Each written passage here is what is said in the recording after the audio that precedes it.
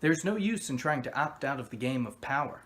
Instead of struggling against the inevitable, instead of arguing and whining and feeling guilty, it is much better to exceed at power. Robert Greene, author of The 48 Laws of Power. Hello everyone, Gene Clark back with you again, this time to give you my summary of The 48 Laws of Power by Robert Greene. Before I get started today, I just want to remind everybody that the reason I do these book summaries and reviews is because I want to help you enhance your leadership skills, and I believe all of these books have something to offer. If that's something that interests you, please follow me on social media. Please subscribe to my YouTube channel so you don't miss any summaries and reviews in the future. And if you've got any book recommendations for me, please let me know in the comments section down below.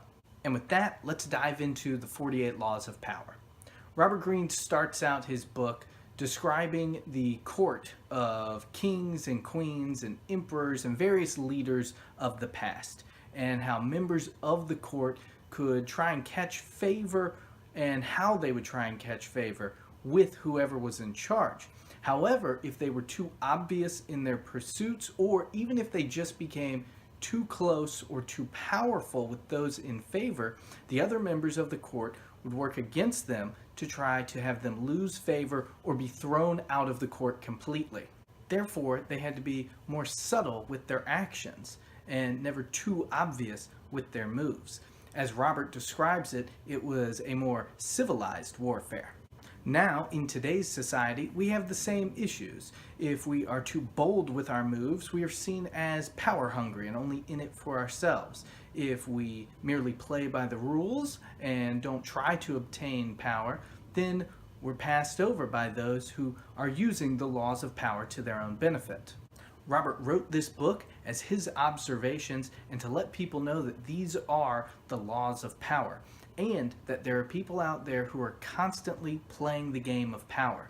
We can either accept these laws for what they are, or dismiss them and be subject to someone else's power play on us.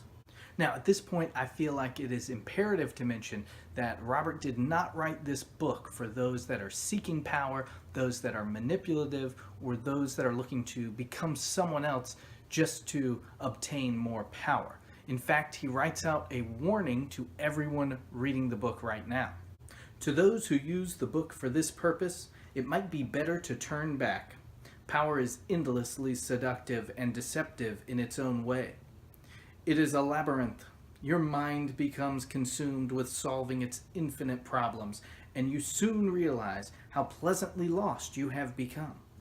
In other words, it becomes the most amusing by taking it seriously. Do not be frivolous with such a critical matter. The gods of power frown upon the frivolous. They give ultimate satisfaction only to those who study and reflect, and punish those who skim the surfaces looking for a good time.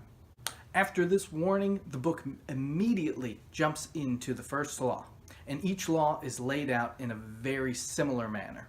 We start with the name of the law, followed by the judgment of the law, which is just a brief introduction to whatever law of power we're discussing. Next, we hear two stories, the transgression of the law and the observance of the law. In the transgression, we hear about a failure to observe that law of power, and then in the observance of the law, we hear about success in observing that law of power. Immediately following both stories, we hear the interpretation, where we get a little bit of analysis and summary as to why one failed and one succeeded with that particular law of power. Then come the keys to power, where the rules of the law are laid out. Occasionally we get a third story thrown in there, and then a summary of the law to end each chapter. Now, with 48 laws, I don't have time to list out every single law for you. You're going to have to check out the book if you want all 48.